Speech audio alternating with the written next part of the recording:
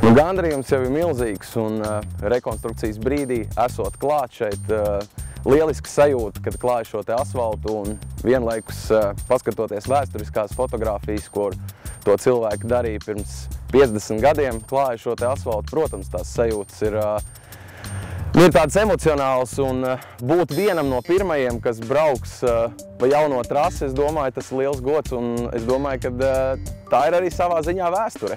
Jaunais asfalts noteikti nebūs ātrāks, taču līkumi būs ātrāki, jo paplašināta ir trase uz tā fona, kad ap trases apmales, jeb tā sauktie kerbi, ir platāki un nav vairs tik stāvi kā vecie, līdz ar to daudzās vietās šie kerbi ir braucami, tādējādi trases padarot daudz ātrāk. Tā kā es prognozēju to, ka trases api laiki noteikti būs ātrāki.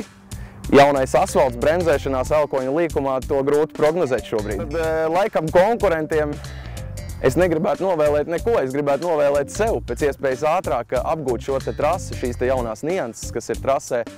Un skatītājiem es domāju, ka būs ļoti interesanti vērot šīs te sacīkstes, jo jaunais asfalts, pirmajā sezonā viņš vēl slīdēs, tāpēc pirmais līkums, elkoņa līkums, būs ļoti interesants skatītājiem. Svētdien Piķerniekos autošoseja Cintara aplis. Apmeklētājiem ar velosipēdiem un skrituļslidām ieeja bez maksas. Cintara aplis LV.